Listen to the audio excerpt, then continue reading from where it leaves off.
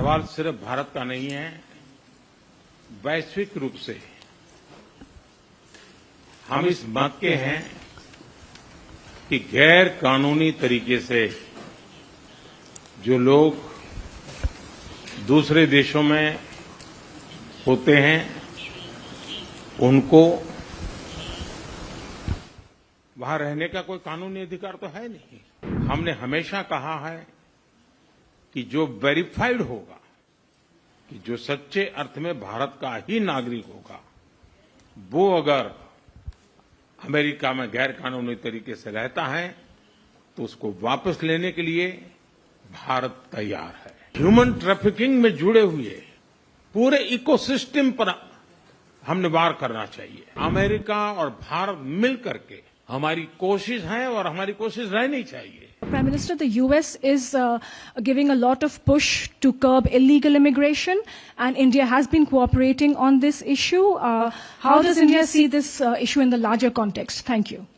सवाल सिर्फ भारत का नहीं है, वैश्विक रूप से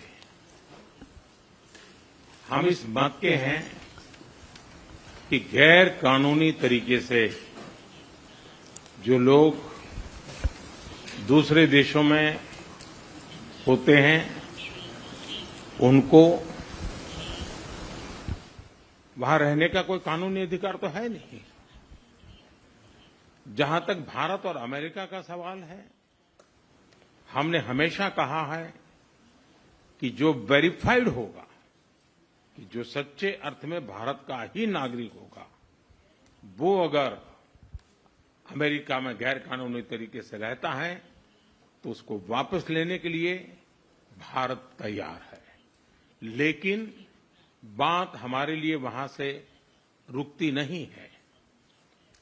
ये सामान्य परिवारों के बच्चे होते हैं, उनको बड़े बड़े सपने दिखाए जाते हैं और उनको ज्यादातर ऐसे होते हैं उनको गुमराह करके लाया जाता है।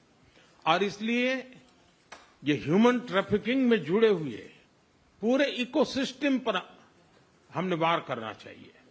और अमेरिका और भारत मिलकर के हमारी कोशिश है और हमारी कोशिश रहनी चाहिए कि इस प्रकार की पूरी इकोसिस्टम को हमें जड़ मूल से नष्ट करना चाहिए, ताकि ह्यूमन ट्रैफिकिंग बंद हो और गरीब लोगों को जो अपनी धन दौलत बेच करके ऐसे बड़े बड़े सपने दिखा करके उनको अंधेरे में रख करके ले जाया जाए, उनके साथ भी अन्याय है। और इसलिए हमारी बड़ी लड़ाई उस पूरे इकोसिस्टम के खिलाफ है और मुझे विश्वास है कि राष्ट्रपति ट्रंप भी इस इकोसिस्टम को खत्म करने में भारत का पूरा सहयोग करेंगे।